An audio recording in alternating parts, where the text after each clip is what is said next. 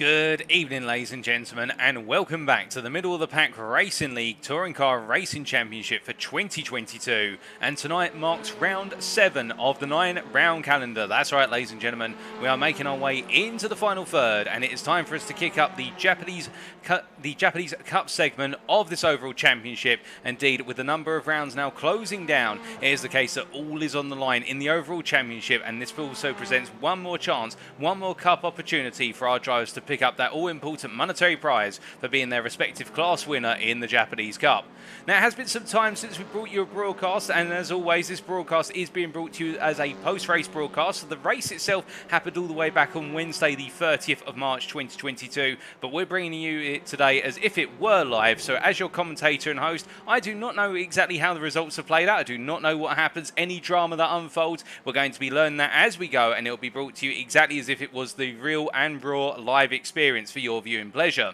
Now, to introduce myself, my name is Paul TX141 Walsh, also known as Britain Spit, depending on what media you follow me on, and this broadcast is being brought to you via one of two media platforms. Firstly, if you are YouTube inclined, you can tune in via my personal YouTube channel, that is Paul Walsh on YouTube, or TX141TX. Alternatively, if you are a Twitch user, you can go to twitch.tv/TX141 to tune in via Twitch. Regardless of the way you tune in, you can interact with us in the chat. We do have both chats available and visible, so we can interact with you guys and girls as we go on. If you do want to say hello or tell me who you're cheering on tonight, then I'd be grateful and happy to interact with you.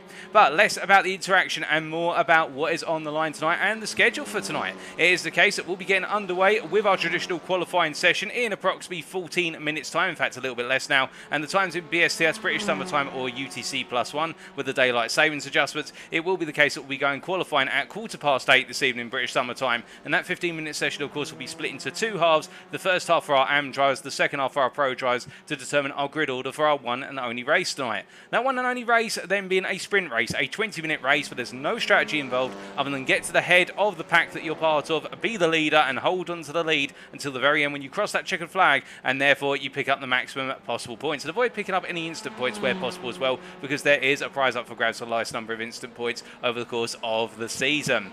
But with that in mind, it's only fair that we come on to our championship standings and indeed reintroduce the situation regarding our drivers in both the pro and the AM categories. So we kick off, of course, with the pros, and these are the overall championship standings following the first 6 rounds. And we can see in the pro class, Jason Landry continues to lead on 107 points. However, it is the case that Landry's lead has gradually been cut, particularly with the British Cup being very unkind, or the British Touring Cup in full being very unkind to Jason Landry, and it is the case that his lead going into that cup has diminished all the way down to a 7-point advantage, whereas previously it was in excess of 20 points. It's now down to 7, with Alton Park and also Silverstone seeing Landry having 2 major moments. And at Alton Park, if those of you remember, it was the case that he went into the wall coming out to turn number 2, and the whole front axle collapsed to the car and a wheel came flying off as well. But it is the case that Landry still leads 7 points ahead of Austin Farr, and a further 9 points ahead of Conrad Mako there in P3. But the margin is closing, and Austin Farr, of course, very triumphant over the course of the British Touring Cup, and he was our provisional classified winner of the British Touring Cup, and more on that in a brief moment. But it is the case that Austin Farr is really closing down the leader.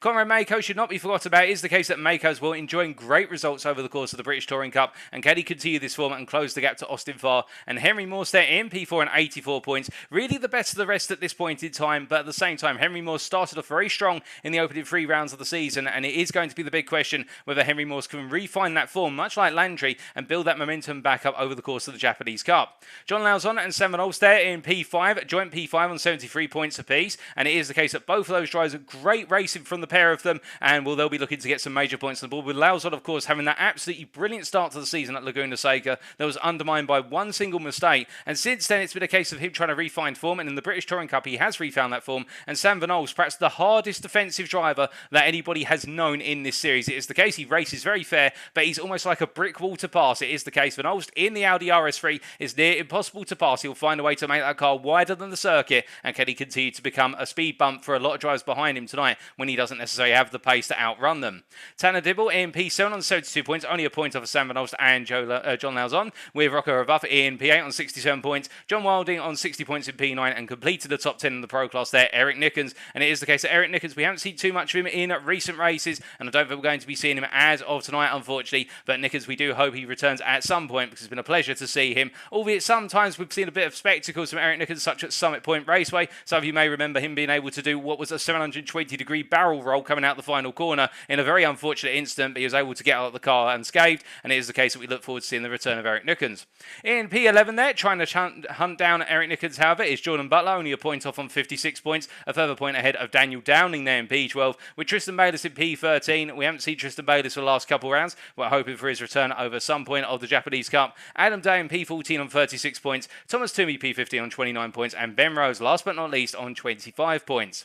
Now, how does this flip over in terms of the instant count? You can see on the very right-hand side of your screen, because there are prizes up for grabs for the driver with the lowest number of incidents, subject to them completing the majority of the rounds. I believe it's at least 8 rounds of the championship, where you can see that Thomas Toomey and Ben Rose there, the lowest 4 and 6 incidents respectively. But again, it is the case they have not participated in every single round so far, so therefore we do have to take those numbers with a slight degree of consideration. But looking a little bit further up the order, the number one at this point in time on the lowest number of instances is Conrad Mako there on 16 points in his instant count, having attended most of all the rounds so far, and Mako will be looking to continue to keep those instants at the lowest possible form, albeit Tristan Bayliss on 17 there and Rocco Havaf on 18, and Havaf very close to Conrad Mako in particular there, and it is the case that both drivers having been featured over the course of the season, and Tristan Bayliss, whilst he hasn't been in too many rounds, he could be making a resurgence at some point, and he'll factor into that instant count championship. At the other end of the spectrum, however, and picked up the majority, you can see Jordan Butler there on a colossal 87 instant points, and it is the case that Jordan Butler will need to get those down as low as possible to have any chance of finishing in the midfield, let alone at the top of the instant count championship come at the end of the championship. Meanwhile, we go to the AM class, and well, the story here is a little bit different. In the overall AM class championship, we can see that Alberto Alvarez continues to lead on 120 points. It is the case he has a 21-point advantage over Duncan Moraes in P2. However, there's a little bit of an usurper in the procedure here, and that is Edwin Alfred there in P3 on 97 points. And Alfred, who joined us midway through the season, has really found form. And in the British Touring Cup, Alfred picking up 2 out of 3 wins, if my memory serves me correctly. It may have been 3 out of 3, but I think it was 2 out of 3. Not quite able to pick up the win at Silverstone, but still scoring very well at Silverstone. It is the case that Onofre is up to 97 points here and really is in the running to defeat Duncan Moraes tonight. And if that momentum stays with him and he's able to beat Duncan Moraes, it will be the case that Onofre will be declaring himself as the main challenger to Alberto Alvarez. Of course, Duncan Moraes is not one to be forgotten about or to be underestimated, and it would be wrong of us to say that he's out of the hunt for the potential AM Class Championship win. And it is the case that Moraes has been building up a lot of momentum as well, and they are both looking to be the number one challenger to Alberto Alvarez, who really, at the start of the season and opening 3 rounds, seems to be in a world of his own. But the British Touring Cup has seen him drop some critical points, and that's why that gap has come down gradually. But it's still a sizable gap of 21 points at least. Fernando Takahashi in P4, and really the best of the rest there in P4. Only 1 point ahead of Jermaine Warren at this point in time. Both of those drivers really competing to be the number one contender to try and break into that top 3 at some point. With Justin Brangon on 67 points in P6, and Lee Porter a further 10 points behind. Rodney Felker in P8. Rodney Felker having good midfield performances throughout the season. It is the case he'll be looking to do so again tonight, if not finish a little further up the order. Craig Parks P9 and Mark Senegal and Roger Ganesh both share P10 now on 50 points apiece. Danny Kimball and Matthew Shepka there on P12 on 48 points apiece, and Auguste Blondel and Tony Tran sharing P14 on 45 points apiece. It is the case that we do have the pairings there, and those drivers all competing to be in that midfield and to really break their way into the top 10 and try to find their place in the top 10 come the end of the championship proceedings. Patrick Brady there in P16 on 43, only 2 points off of Tony Tran and Auguste Blondel. And then we have Lucas Lagos there on 38. It is the case that Lagos trying to hold off Albert Brand, who's on 36 points. Stefan Chalafu in P19 on 33 points. Not quite having the results go his way and a little bit off the pace of the British Touring Cup rounds. Particularly we saw him a bit off of the pace at Silverstone and trying to find that form ahead of Jackie Chu there in at P20 on 29 points. Jeff Destino, Christian Jasper and Mason Roach complete our AM Class Championship from P21 down to P23 and are all looking to pick up some good results over the course of the remaining rounds.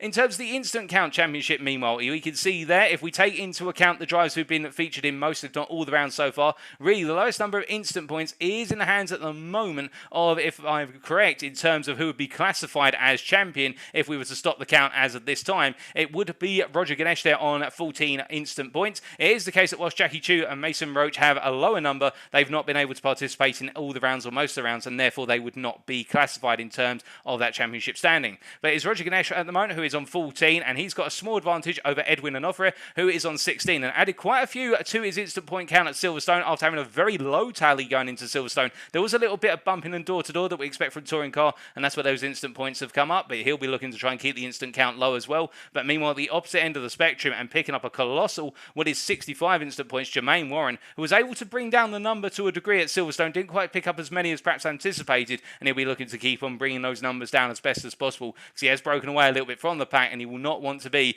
considered to be the most incident-prone driver in the M class come the end of the championship standings. Now, meanwhile, in the team standings, whilst there's no prizes up for grabs for the best team or constructor, however you want to define it, Delta Motorsports go into round 7 on 238 points, 10 points clear of Goldwing Motorsports Pro. The rivalry between the two teams continues with middle-of-the-pack racing there on 179 points, and really the best of the rest, the best part of 17 points ahead of DNA. Sunday GT Turtles at 128, 10 ahead of RMS Racing or in P6, with Ascension Racing at Goldwing Motorsports Am Motors as Street Version complete in the top 10, and it's Pan Am Racing only a point behind Street Version in P11, and Arc Sim Racing Team bringing up the rear in the championship in P12 on 38 points. Now, before we come on to today's round of the season ahead, we do just need to quickly clarify that we did have confirmation following round number 6, albeit we couldn't get it on the round 6 broadcast, that the British Touring Cup winners were as follows. They were the ones that were provisionally announced, but they have been confirmed, and they've picked up what is the $5 prize, and that is Austin Farr in the Pro class in the number 69 machine, and Edwin Alfred in the 299 machine for the AM class, and congratulations to them both, and we look forward to seeing whether they can continue that momentum and pick up the Japanese Cup title as well. Now, as for today, we can see the season ahead in the calendar. It is the case we've completed stages 1 and stages 2. We started off in the United States of America for the America's Cup in the opening 3 rounds. We then, for the midpoint of the season, went for the British Touring Cup. We went to the United Kingdom, last time out Silverstone International. And now we have kicked off stage 3 as of today with the Japanese Cup. We're at Sakuba, and we've got Okayama International and Twinring Motegi, where we bring the curtain down on the Japanese Cup and the series as well. But before we get to that, we've got quite some time to go yet. It is the case that we are here at Sakuba today, and, well, we're at the Tsukuba Circuit, located in the Shibasuma, Ibaraki Prefecture region of Japan, and this circuit consisting of 9 corners, as seen by the circuit map provided us by simracingwiki.com. It looks like a tiny circuit, the 2000 full variant, and indeed it is a very short circuit. It's one of the shortest on our calendar, if not the shortest. But one thing that is very clear about the circuit is it provides a wide variety of 9 corners where we have multiple hairpins of differing speeds. We have sweeping corners, particularly turn 9, a very tricky sweeper, and we have a little bit in between, particularly turn 6 and 7, a tricky double left-hander where it's all about nailing that initial apex to turn 6. If not, you'll understeer wide and go completely off circuit by the time you reach turn number 7. This track is a difficult one, and on top of that, whilst this image does not provide you with a picture of this circuit is a very, very narrow circuit. And what does that mean? Qualifying is going to be absolutely critical. More on that in a brief moment. But as for our rules tonight, some of you may recall, if you're iRacing fans and followers, that just prior to round number 6, we saw the introduction of a new TCR machine, or touring car racing machine, in iRacing, and that was the Hyundai Veloster. Now, the stewards and the organisers decided that for round number 6, that car would not be permitted for selection, but all of our drivers were informed ahead of round number 7 that they would have the ability to switch from their current car to the Hyundai Veloster if they so desired, but they would not be permitted to switch back after making that decision. So some drivers, from what I'm hearing, have gambled by going for the Hyundai Veloster and seeing whether that will give them better results. But at the same time, I should clarify that no driver has been permitted to take their current car and switch to another one of the existing TCR cars. So if somebody who's in the Honda Civic Type R and fancied themselves the Audi RS3, they're not permitted to do so. It's only going from your current car to the all-new shiny Hyundai Veloster, and we'll have to wait and see whether that works out for said drivers. Now, in terms of setup, of course, as per the usual rules, we see our drivers running the iRacing baseline setup for all races, with fuel loads restricted to 32%. Qualifying will be broken into 2 equal halves of 7.5 minutes. The first half for AM drivers, the second half for the Pro drivers. And in the sprint race, the race will start under the manual double file rolling start, as is per tradition,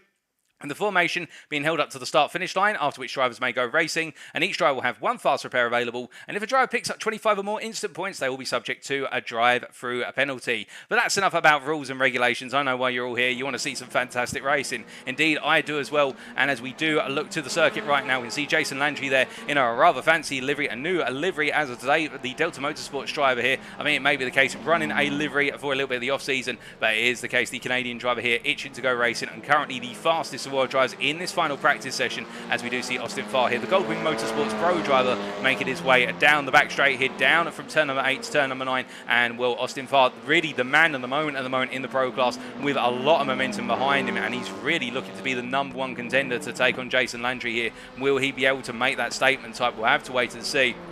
Meanwhile, just behind him there, Edwin Alfred for Ascension Racing in the Hyundai Elantra. And it is the case that right now as he makes his way into turn number 1 here, the Ascension Racing driver looking very sharp and really on form as well. And he will be looking to try and take that fight to Alberto Alvarez, who I'm noticing, looking at my time boards here, we're not seeing Alvarez out on circuit, or indeed down at the circuit today, which is a little bit of a shock to the system. And this is a great opportunity for an Alfred to really close that gap, much like as well with Duncan Moraes. And it's the case that both drivers, as we see Moraes parked in the pits there for Goldwing Motorsports, and it is time for us to go into qualifying, ladies and gentlemen. The final practice session is over and it is time for qualifying, and it will be the case that we'll be seeing what is our AM drivers making their way out onto the circuit first and foremost, as we are just waiting for them all to start to make their way on out. We are just taking a patient moment here. I think we've got Stefan Chalavu making their way out first and foremost here, the privateer, as he makes his way out of the pit lane here in what looks to be, I believe that is the new Hyundai Veloster, and a very fancy livery to go with it as well for the privateer as he makes his way through turn number 1. And well, will we see the Veloster do well? We'll have to wait and find out, of course, as we see him making his way out on a warm-up lap. A short lap around here. Of course, that means there's plenty of qualifying laps to go in both classes. We're expecting somewhere in the region of 5 to 6 qualifying laps per driver, and we're just checking in with you guys and girls in the YouTube chat at the moment, and we can see Nicholas Abrahamson there saying Jason Landry, Vector by RSR Esports. So I do believe it's the case that it may be the livery that Jason Landry is running is for Vector by RSR Esports, and we see Jason Landry there in the YouTube chat clarifying that the livery is for his new team. Still scoring points for Delta Motorsports for the rest of the season, but I've been recruited by Vector by RSR Esports. Well, thank you for clarifying, gents. That's absolutely fantastic, and congratulations on joining your new team, Jason Landry. That's absolutely fantastic to hear. But we are going to jump on board here with the Veloster driver of Chalafu as he takes us around for our opening flying lap of this qualifying session in the AM class. So going across that timing line and making his way down towards turn number 1 here. A sweeping right-hander hairpin as he comes on through. You want to take a nice wide entry. You want to go for as late as possible on apex. Gets it nicely hooked up there in second gear before powering out and accelerating down towards turn number 4. Through the left into right of turns 2 and 3. A little slalom here before braking on the apex curving of turn number 3 to come into turn 4. A very tight hairpin here. One of the slowest corners of the circuit. A nasty hairpin. Accelerating out now and coming into turn 5. The sweeping right here. We just want to dab the brake tiny bit to settle the car and accelerate on out. And now into the double left of 6 and 7. You can see how tight he's running the car to the apex of 6, because you see how much understeer is invoked as he comes through 7 and now down into 8 here, the final hairpin as he comes on through, and Chalafu looking very composed at this point in time as he exits out the corner. Now the run down the back straight, where we're going to see most of the slipstream overtaking opportunities if they are going to arise today, and as he makes his way into turn number 9 looking for the hay bell on the left hand side, well, in fact that'd be the tyres, and as he makes his way in snapping on the brakes, understeers a little bit wide there on turning into the apex, and as a result it's a wide line.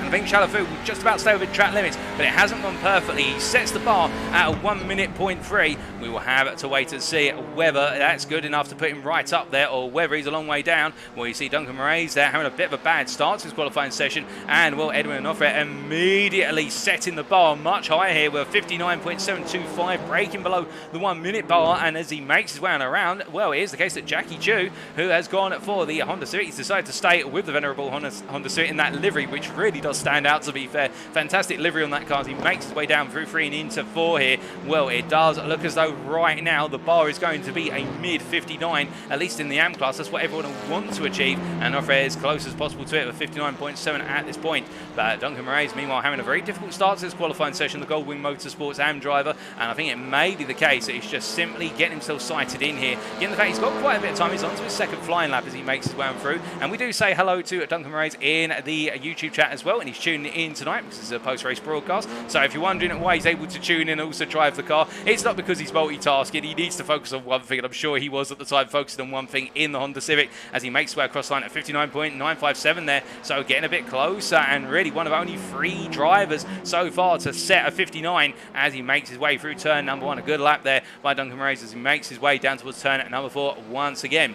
Now we can also see there Dibbler in the YouTube chat saying good vibes to you as well, Dibbler. Hope you're doing well. And to all you guys and girls tuning in right now, if you're a little bit too shy or you don't have the ability to say hi, don't worry about it. I hope you're all doing well and having a great Thursday as the drivers make their way on around. But we look a little bit further down the order right now in the AM class. We can see middle of pack racing's Kimball here. Danny Kimball not quite on the pace right now with a 1 minute point 1.59 as he makes his way into turn number 5 here. And well, what does it take really at Sakuba to get a better possible lap? Well, as you can see, from our pictures right now how tight this circuit is. We are expecting there to be some rather aggressive overtakes, so you've got to be bold to overtake at this circuit. There's no doubt about that. The Shalafu goes P2 in the Velosto, looking very good Shalafu here today as we see Duncan raises the bar, and my goodness, that is a 59.2, but then immediately Onofre responds with 59.1. It is the case that two of them here, they know Alberto Alvarez is not racing, and as a result they both want to get the maximum possible points. There's no points up for grabs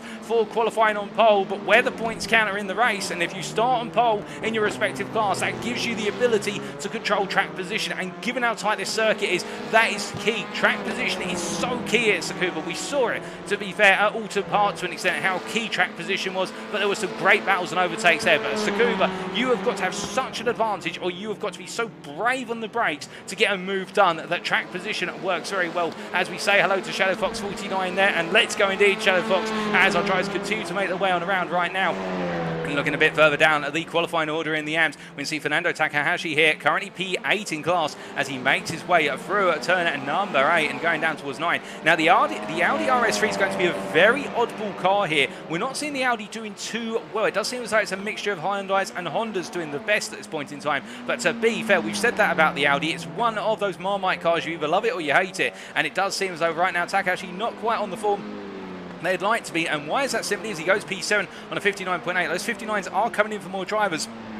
Well, the thing we worry about with the Audi here, and what might be holding it back to a small extent, is its gearing, in terms of the fact that this car is very aggressive on its gearbox. And in fact, as we ride on board here with Takahashi, you notice he's already in 5th gear as he rolls down towards turn number 4, whereas the Hyundais and the Hondas are going to be in 4th gear in that run down towards turn number 4. The gearbox of the Audi is so snappy, it's aggressive in terms of how it transitions between the gears. They're very short gears, which gives it great acceleration, but what that also means is there's a lot more gear shifts in the Audi RS3 compared to the other cars. And those gear shifts cost you time. Every time you're making a gear shift, even with a twin clutch semi-automatic gearbox, it is the case that you are losing a small amount of time. You want to be in gears for as long as possible here at Tsukuba. You do not want to be doing gear shifts because there's so many corners and so many braking zones. We ride on board with Takahashi, goes a little bit deep into turn 9. I think he's setting up for a fast lap here as he comes on around, and we're going to stay on board for what is his final lap of this session to give you an idea of a full lap in the hands of the Audi RS3 driver as he makes his way into turn number 1 here. You can see going very deep, in fact so deep that the line he gets on exit there, just tucking into that exit apex, and now making his way through 2 and 3 as Mark Senegal goes up to P6, we see on the timing tower, and as we see Takahashi going to he goes very deep, he understeers wide, and the car just literally carries him through. And that's the thing with these touring car machines, front engine, front wheel drive, they are prone to understeer. And as that is going to be, I think, an aborted lap for Takahashi. He's going to play it through, but I do not think this is going to be an improving lap, because that understeering moment at turn number 4 is going to cost him dearly. As Stefan Shalafu goes up to P4, it is the case the battle is on, and Edwin Alfred has actually set provisional pass of 58.953. We're seeing even faster laps here as we watch Takahashi making his way now down towards turn number 9, coming to the very end of this, and as he rolls on through the right hand here, qualifying for the AMS is now closed in terms of we're 7.5 minutes into the session, so our pros are now getting ready to go on out. And will Takahashi be able to improve? He's down in sectors 2 and 3 and he does not improve. It is the case that Takahashi made that one mistake and it compromised the lap, but Edwin Alfred has set pole position in the end in the AM class with 58.953, and Duncan Ray's in the end only the best part of 2.5 tenths down, and Alfred just finding pace at the last possible moment. And Ray, to be fair, not too far behind, although I say not too far behind, 2.5 tenths is quite a margin, it has to be said. And it is going to be Jackie Chu P3 and Stefan Shalafu P4 for the AMS here. And Shalafu, I think, making that switch to the Veloster really count. And as he makes his way around, I do not believe this lap will be accredited. No, it will not. So as a result, we now look to the pros as they get themselves warmed up here on their outlaps.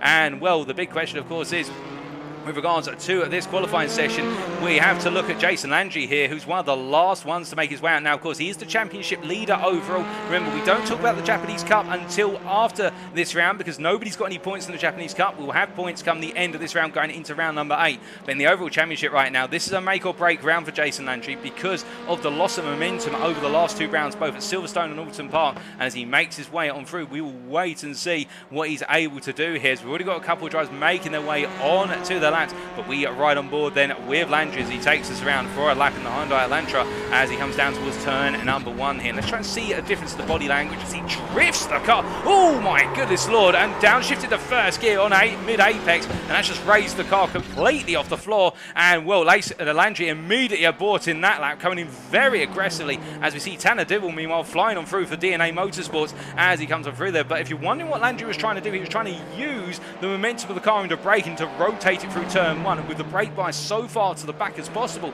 But instead what happened when he downshifted the gearbox and came down to first gear, the whole car just simply snapped loose at the rear end. And well, with that he's going to have to set himself up again. He won't have put too big a flat spot on those tyres given the fact it's quite a low speed slide, but we'll wait and see. But right now as we see Tanner Dibble making his way on through here, another one of the Audi drivers, and in the AM class, well, the best place Audi was in P8, and given the pros, we've only got, I believe that's 6 of our pros taken to the circuit today.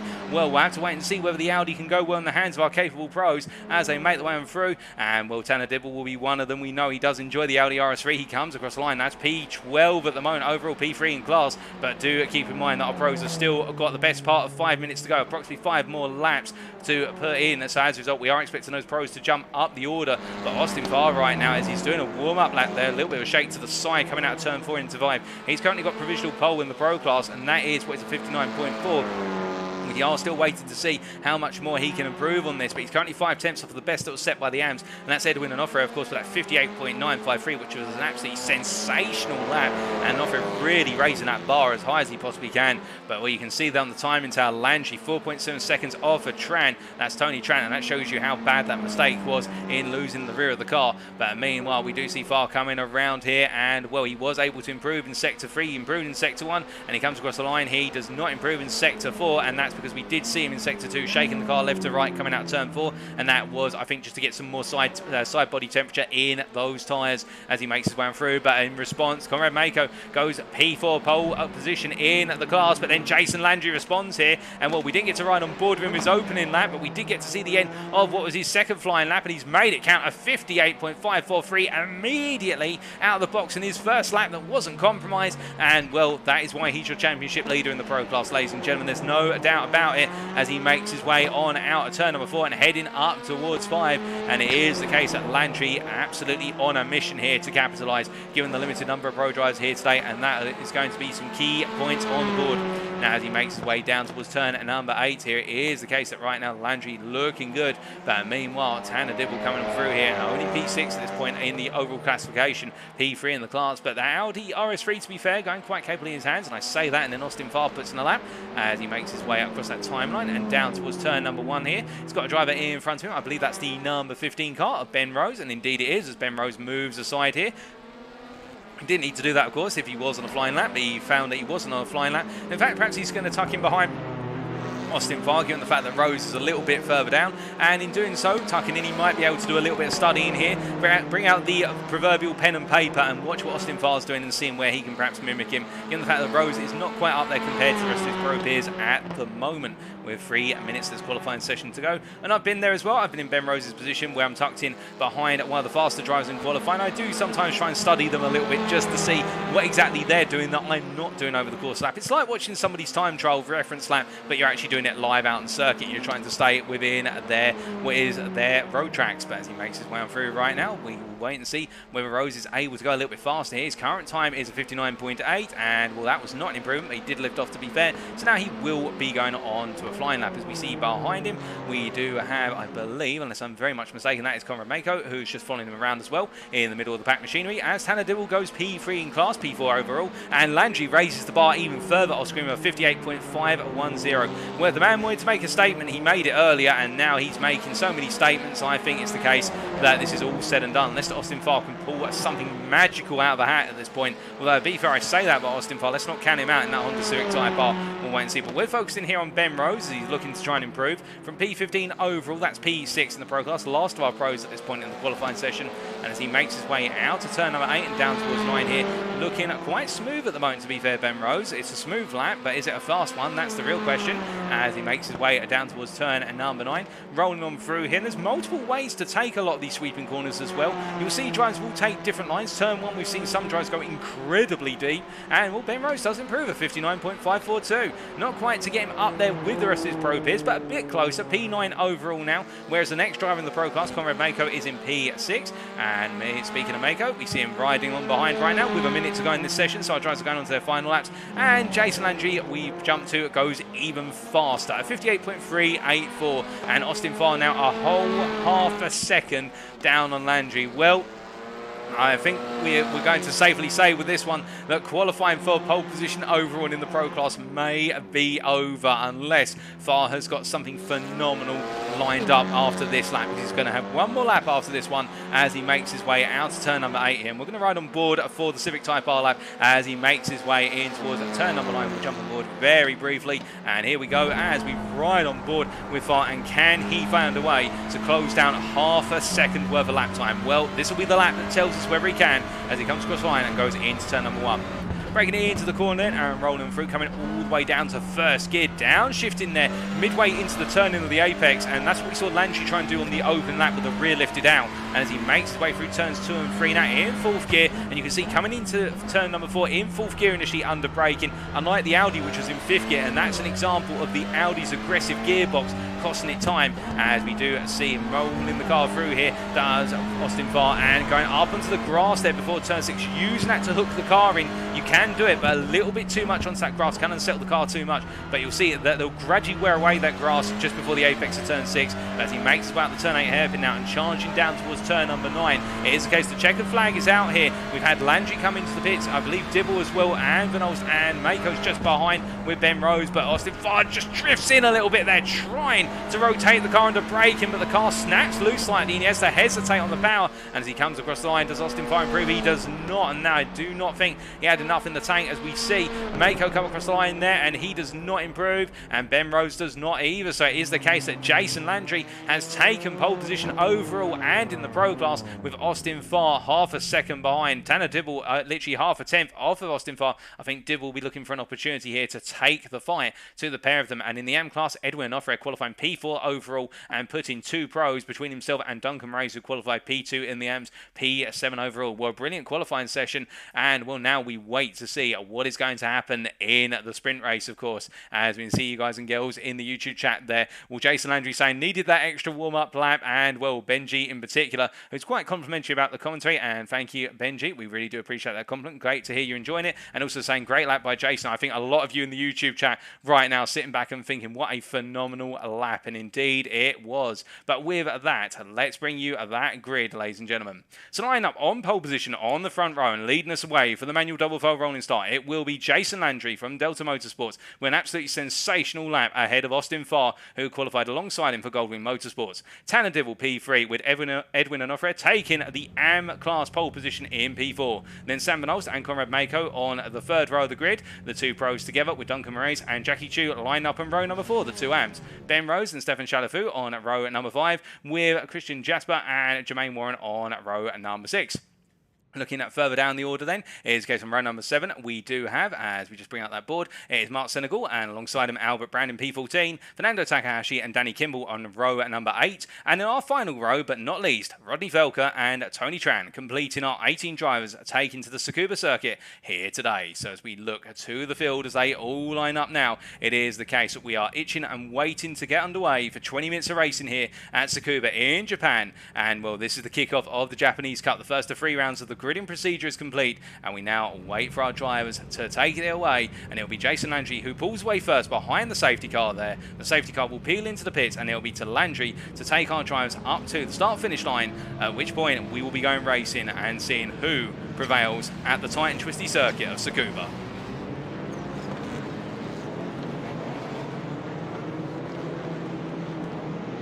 As all our drivers make their way off the line here and head on down the round. It's going to, of course, be the short formation lap here. They're only going to turn at number 9, so there won't be too much tyre temperature available, but our drivers will have that in mind. We can see everybody getting away and nice and cleanly with the manual double file rolling start, but as they come on through, we switch to the lower camera here, and it is the case. We are waiting for Jason Landry to take everybody away for 20 minutes of racing. And it's lights out and away we go as they make their way up into turn number 1 here, and Landry immediately putting the car in the middle of the road to go defensive as is his natural right. And Alfred meanwhile trying to go around the outside of Dibble very early on, but Conrad Mako and Seminoles coming together here, and it does look as though Mako going a little bit wide at turn number 1 as they roll down into turn number 2, 3 and into 4. Into the heavy braking zone they go, but no major moves at this point in time, to be fair, although, oh goodness me, we've got a bit of contact there. Mark Senegal going very slowly into turn number 4, and I think that caused a little bit of a concertina effect with Jermaine Warren getting an attack with Fernando Takahashi putting a wheel up into the air with contact with what was Albert Brand as they made the way through, and as they come through turn 6 into 7, you can see Takahashi taking a wider line on entry there as they make the way down, but everybody seems to have made it through in the end. But Takahashi having to go very defensive versus Brand early on. Brand really coming out of the box fighting as they make the way out to the turn 8 hairpin, and behind them Rodney Felker also trying to get into the mix, but not close enough at the moment as they make the way down the back straight here. But I think this battle is going to go on for some time as we look from there, and it is the case. Already into the pits is Takahashi into the pits, and I think that damage he's picked up has cost him dearly, as meanwhile after the open lap it is Jason Landry leading by the best part of what is 1.2 seconds ahead of Austin Farr in P2, having to defend from Tanner Dibble, who's literally coming out and trying to hound Farr for that position. Tanner Dibble in P3, then Edwin Alfred in P4, our AM leader at this point in the race, followed by Sam Van Olst in P5, and then it's Conrad Mako P6, Duncan Reyes P7, followed by Jackie Chu in P8, and then it's Ben Rose P9, followed by Christian Jasper in P10. That's your top 10. Stephen Chalifu just outside the top 10 in P11. Mark Senegal in P12 under a lot of pressure here from Jermaine Warren, who's really got a better. Warren looks, there's contact between the two of them there, but they both just about keep on circuit. I think Senegal just lost the rear a little bit on the run through turn 5, and Jermaine Warren tried to capitalise as Senegal brought the car back onto the road, and the contact between the two of them, they seem to have survived it, the pair of them, but right now it is the case that Jermaine Warren not pulling any punches and looking to build up some places. He's going to take every advantage he can get, as meanwhile Senegal down in P13 now, Albert Brand just behind him in P14, Ronnie Felker P15, Tony Tran P16, and Danny Kimball in P17 as Fernando Takahashi leaves the pits after that damage he picked up down into turn 4 in lap number 1. The leader's coming through here, and he's now a lap down the field. That shows you how short this circuit is and how much damage a pit stop does as he makes his way back into speed. He's got nowhere to go other than the inside line. Everyone has to go round Takahashi, which is going to be infuriating for him and infuriating for them, but that's the way that we see the Sakuba Circuit treat people. As we see an offer here to give the space to Van Olst. He doesn't want to fight with the pros, of course, although at the same time he won't just give it up easily, but I think the Ascension Racing driver will know he doesn't need to battle with these guys. His main concern is Duncan Reyes, who's not too far back here, the Goldwing Motorsports AM driver from South Africa, as he makes his way through turn number 8 and now to that back straight. He will take a little bit of joy and a little bit of inspiration from the fact that Mako is getting closer and closer to the back of Nofret, and in return that means he will be pulled closer to his main rival for the win of this race as they make the way into turn number 9 once again here with 3 minutes complete, 17 to go, and as they roll them through here a bit further back, Mark Senegal into the pits, and he's coming in. I think the damage he picked up has cost him quite dearly here. We saw him in that contact, of course, with Jermaine Warren, and in the end he's decided that there's something wrong with the car and he's going to come on in, and well, that is unfortunate for Senegal. Much like Takahashi, that's going to put him a long way down the order, and well, could this be really the race of attrition? We'll have to wait and see. But now, after we've got a couple of laps clear of the start, it is the case we're on to lap number 4 already. Everybody now starting to settle into a rhythm, and now we've got to wait to see who really is going to be the master of maintaining the car. And we've always talked about it over the course of these sprint races, whereby after the opening 10 minutes the tyres start to open up. The drivers who are more aggressive on their tyres and brakes will start to experience a significant drop off in pace compared to those who are a little bit more conservative. And to be fair, Tsukuba really pushes the car hard because there are so many sharp braking zones. There's so many instances where you're putting maximum load on the left hand side tyres, particularly this right hander at turn number 9, the final corner, where you've got this extended sweeping right handle where the left hand tyres have to do so much work due to the way the centrifugal and the centripetal forces work. And as they make their way down and around and in towards another lap, it is the case those left hand tyres are going to be feeling that wear come the end of this race. As of course this circuit being a clockwise circuit, there's more right handers than left handers as our drivers make their way on around. as they come charging on through here. It is a little bit of a sparse field, but we should point out to you guys, and we just also had it reminded to us by Jason Landry in the YouTube chat, it is the case that our drivers do have one drop round over the course of this series, so they will score points for their best 8 of the 9 rounds. So our drivers, I think a lot of them have decided to treat this round as a drop round, whereby they've decided to sacrifice this one in favour of the other 8 rounds. But the drivers who are here today, of course, have the opportunity to pick up some major points, so it is a little bit of a gamble. And speaking of a gamble, we saw that Stefan Chalafu had decided to gamble by going with the Hyundai Veloster, and he's currently running in P5 in the AM class, P11 overall, and looking quite good to be fair, just cruising along at this point in time. When I say cruising, it sounds very placid, but it is the case. In fact, he is pushing as hard as possible, as is all of our drivers. As we see, Jason Landry raises the fastest lap of the race to a 58.516. Really flying at the moment is Jason Landry. But Chalafu, I think this has been a good pick to go for the Veloster. He's looking more comfortable in the car, to be fair. And well, right now he's lapping very nicely, although behind him, I should say that Jermaine Warren just taking 2 tenths out of Chalafu. But then again, it could be the case that Chalafu is just managing the car a little bit and getting up to that speed and up to that feel of what it's like with regards to its tyres. As we see Fernando Takahashi just passing Mark Senegal there off camera, but he's made the pass count. And well, these two really battling in a race that's a lap down on everybody else as they make their way around. Although I say that, behind them there, that is Tran and also, I believe, unless I'm very much mistaken, Kimball. So as they make the way around right now, it is the situation whereby we can see that these guys are not quite on the pace. As meanwhile, Christian Jasper he's jumped to the pits here. Something has gone very wrong for Christian Jasper, and it looks as though he's had an incident with the wall somewhere, and I believe that we don't know where it happened, but we know Jasper has had a horrible moment, and it's all gone horribly wrong. As we see, everything is going right now for Jason Landry as he makes his way around on another lap. Meanwhile, as we look around the field, we can see Conrad Mako here looking for that move on Edwin Alfred. He wants to get past Alfred to go after Van Olst, but the problem, of course, here is that Alfred's not just going to simply move out of the way. He has no obligation to. They're all racing for track position here. The only thing is, of course, if an AM beats a bro, they don't get any points. They just get a little bit of pride as they make their way on around. And, well, I think Alfred right now conscious of the fact that if he gives Mako the space to come on through, then this man is going to be hunting after him very shortly after, and that's Duncan Moraes, of course, and the Goldwing Motorsports driver here really in that hunt with an Alfred to try and close that gap to Alberto Alvarez, who's not racing this week and using this round as a drop round as they make their way down and around. But we look a bit further back here, and Jermaine Warren starting to put that pressure on Chalafu.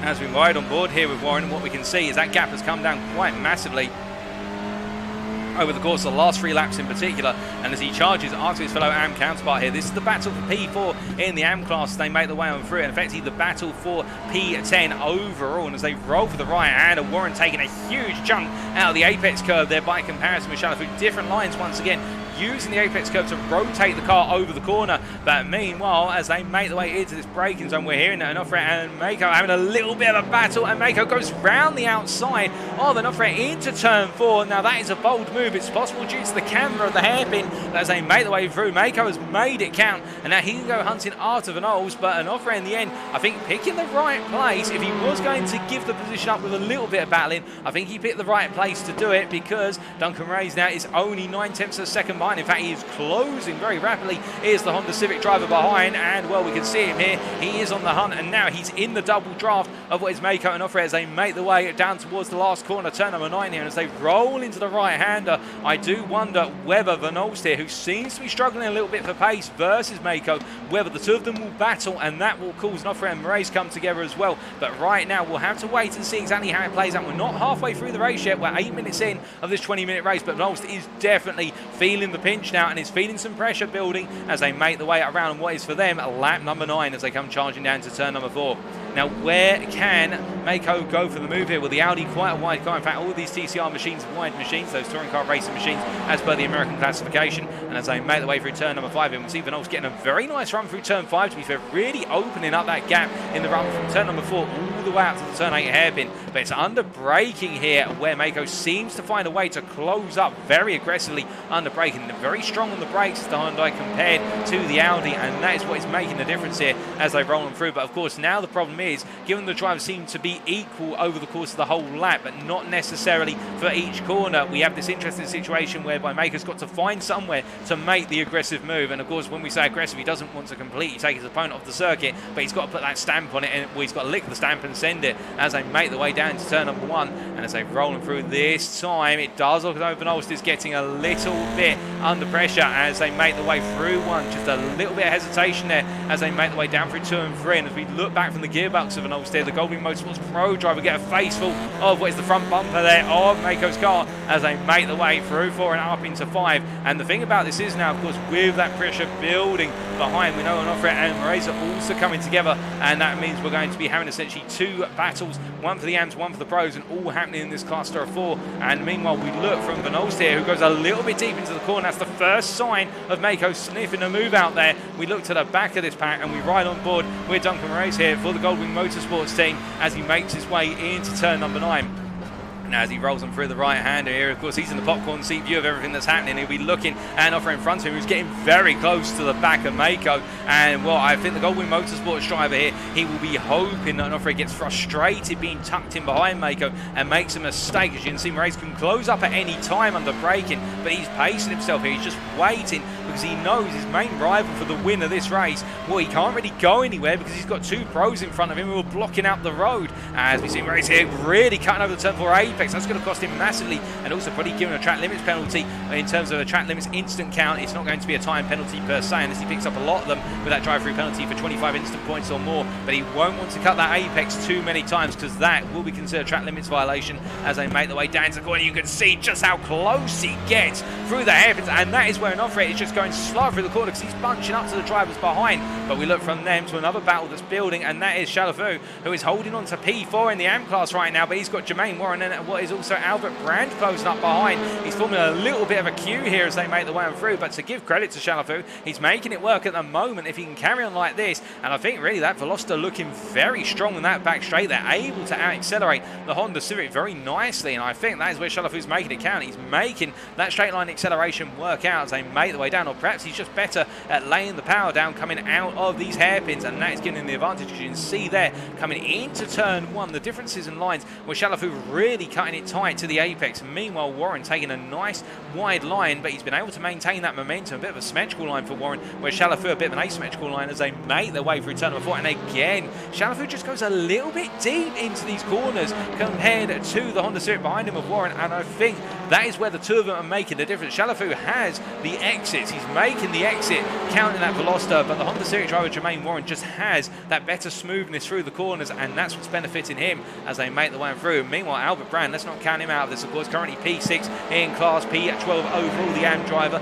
as he makes his way down the back straight here as well. And of course, in that Audi, he has to think about where he can use the Audi's gearbox to his advantage, that brutal acceleration, and I think for him, it's more of a case of waiting for when the moment comes rather than trying to force a moment here. He'll be watching, he'll be waiting for Jermaine Warren to go for that move, but will Chalafu expose a weak spot, or will it be the case that in the end Warren's really got to force the situation? Well, right now Chalafu looking good, but we will have to wait and see, as meanwhile we are hearing that Rodney Felker has had a mad, oh goodness me, and Felker into the wall there at turn number 9. Something has gone horrifically wrong, and well, it is the case that he's jumped to the pits there with a broken car. The front left wheel in particular, you can see the suspension has collapsed there, and well, that is going to be all she said and wrote for Rodney Felker from Pan Am Racing, as meanwhile Onofre here still in that pursuit of Mako, trying to keep away, but as they come charging on through, it is the case. We can see flying into the right hand here, in fact Jermaine Warren, I think he's going for the move as they make their way out to turn number 8 and down towards 9, and Warren, we're just picking up the end portion of the move, and I think Chalafu went a little bit deep. Warren was on the inside, and Warren on the inside into turn number 9 here as he brings it together. Now Chalafu will of course have the option of the cut back out of 9 if he can nail it, but he goes a little bit too high on the apex curve. That actually cost him the time. But you can see Albert Brand now trying to get into the mix here as they make the way down into turn number 1, and Brand just a little bit earlier on the brakes than Chalafu, and Chalafu was never going 9 to let Brand now break him into turn number 1. He was going to break deep there to hold the position, but Shalafu, as a result, now putting extra temperature through those brakes and through the front tyres as they make their way down to turn number 4, but Brand just not quite there, the privateer, to try and make the move. He's looking for it, and I think Shalafu may have just had a little bit of a knock to his confidence, as meanwhile Duncan Ray's has gone for the move for the lead of the AM class there, under braking into turn number 8, going down the inside with what was Edwin Alfred going a bit deep, but now Ray's has got that pressure building up as they make their way down the back straight here, and now this is where it's all going to come down to who has preserved the car more and who's ready to push it to the extra limit as they make their way out of the final corner here to go onto lap number 15,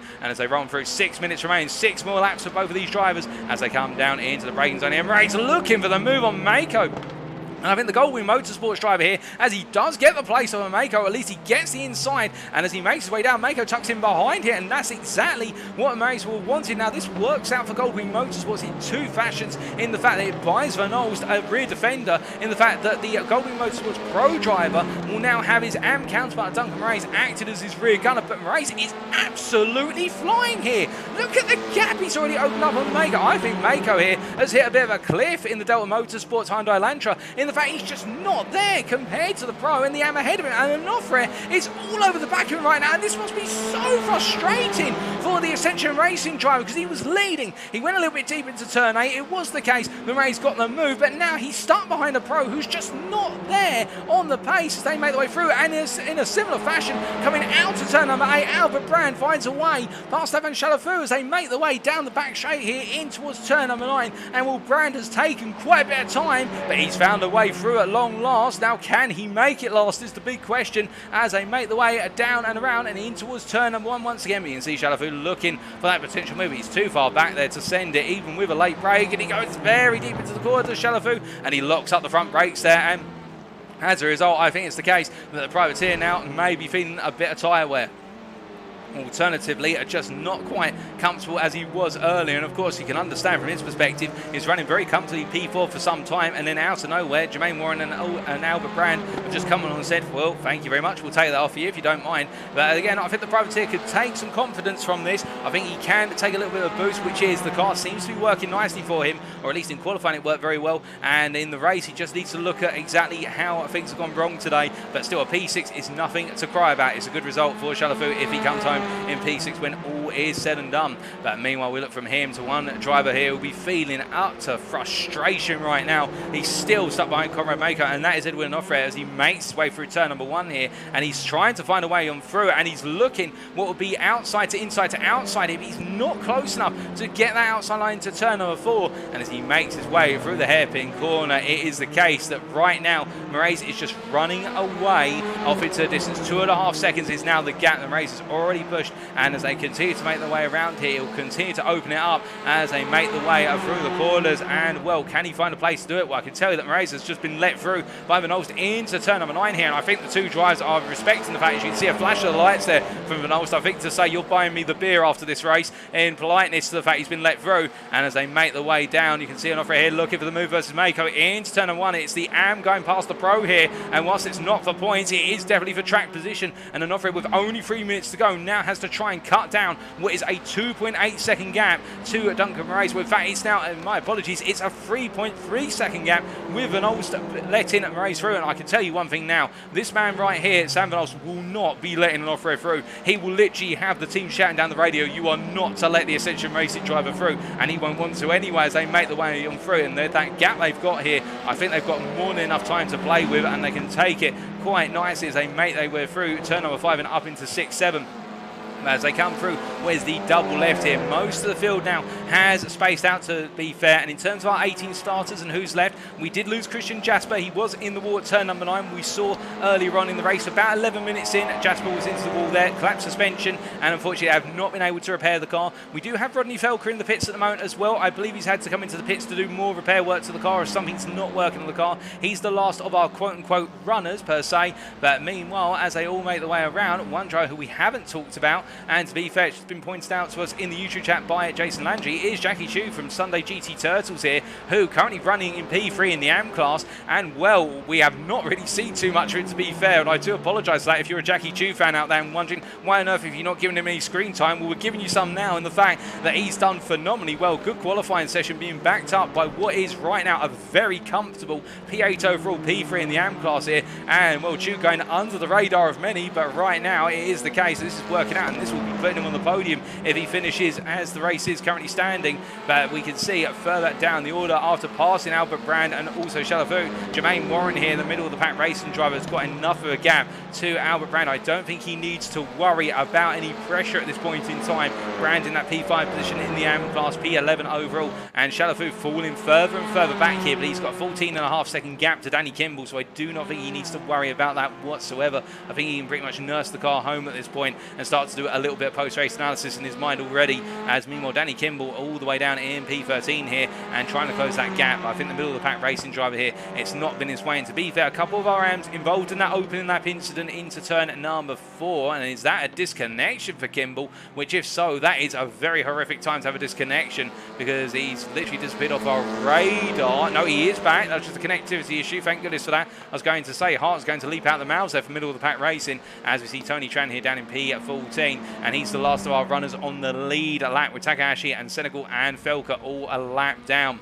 But meanwhile, we look from Tony Tran here, the last of our lead lap runners, all the way up to our leader as he makes his way across the start-finish line to go on to the final lap. He has got a 5.2-second advantage, and Delta Motorsports' Jason Landry here not having to worry about anything other than bring the car home, with Austin Farr here, P2, and the Goldwing Motorsports driver. He'll know that he didn't have the pace today to take the fight to Landry, and Landry's lead will start to open back up. But Austin Farr has done the best thing he can, which is finish behind the leader as closely as possible, and that's what he's done. He's going to finish P2 here, all said and done. Of course, the commentator's curse and not forbidding, and meanwhile Tanner Dibble will be rounding off that pro podium if things finish as they are. But meanwhile, in the AM class, Duncan Moraes here just simply now cruising, I think, to that victory, which he had to really fight for in the end, and find the opportune moment to squeeze it past what was Edwin Alfred, but he found it and then got past his teammate Sam Van Olsen. Van Olsen giving him the space to do so into turn number 8, and since then they have not looked back as they make the way on through. But we look from them to our race leader, because as he comes through the final corner, we were wondering whether he had the momentum to keep on pushing, but he's found that momentum today, because Jason Landry comes across the line, your race winner here at Sakuba overall and in the pro class, beating Austin Farr in the end by 5.5 seconds as Farr comes across the line there in a valiant P2, and it will be Tanner Dibble, who we haven't seen on the podium for some time, but DNA Motorsports' Tanner Dibble brings the Audi RS3 across the line, and it will be Duncan Moraes who crosses the line in photo fashion with his teammate Sam Van Olsen. He is your AM winner today at Tsukuba, ahead of Edwin Alfred, who comes home in P6, P2 in class, Koren Mako P7, and then Jackie Chu with the silent but heroic third place podium as he makes his way through for the Sunday GT Turtles team. Ben Rose crosses the line P9, and Jermaine Warren completes our top 10, P4 in the AM class, with Albert Brand at P11, that's P5 in the AM class. Stefan Chalafu making the switch to the Hyundai Veloster. It seems to have worked out, a P6 in class for him, P12 overall. Danny Kimball will come around in P13 overall, that's P7 in the AM class when all is said and done. Not quite his day today, but plenty to learn from as he makes his way across that finish line. And then the last of our drivers on that lead lap is Tony Tran, P14, P8 in the AM class. Also classified with Fernando Takahashi coming home P15, a lap down, Mark Senegal as well, and Rodney Felka and what was Christian Jasper both retiring over the course of the race due to technical difficulties with the car. But well, for Jason Landry right now, I think there'll be a smile back on his face once again, in knowing the momentum is with him and it's not all said and done. 2 more rounds to go, and he's now starting to take that advantage. And the same for Duncan Moraes. I think for him, it will be one of those situations whereby he will be very pleased today, because he's been able to make a mark on Edwin Alfred's progress, and that is that it's not the Edwin Alfred show, it is the Moraes and Onofre challenge to Alberto Alvarez, who wasn't here today, and both of them are looking very strong. But with that, what a fantastic race, ladies and gentlemen. My goodness. And, well, if anything, that has really set us up for a great Japanese Cup ahead. We've still got 2 more rounds, of course, and Sakuba has provided us with some great racing opportunities. All of our drivers make the way into the pit lane, and it is time for us to wrap up. Thank you very much for watching as always, and if you have enjoyed and want to know more about the Middle of the Pack Racing League community, or the MPRL in short, what they do, what they stand for in the series they run, why not check them out, their official Discord or Twitter, links available on screen as seen now. They're also known as MOP Racing if you can't quite find MPRL. But next time, ladies and gentlemen, we go to round number 8. Now, this round has already occurred, round number 8. It occurred as of yesterday on what was Wednesday, the 6th of April. We're going to be bringing you all the action on Saturday, the 9th of April, 2022. So you've only got 2 days to wait before we see how everything went down at Okayama International Circuit. A very different circuit, as you can see from the conveniently placed miniature circuit map there. This circuit, very different from Tsukuba, and it's going to be one where racing is going to be at a premium. And I do believe this circuit will offer a few more overtaking opportunities compared to the tight, twisty and qualifying orientated Sakuba Circuit, but we will have to wait and see as we head into that penultimate round. But until then, thank you once again for joining us. We have been the Middle of the Pack Racing League community. I have been your host and broadcaster, Paul TX141 Walsh, also known as Britain a Spit, and until next time, stay safe, stay well, stay smiling, but most importantly, remember to stay on track. Good night.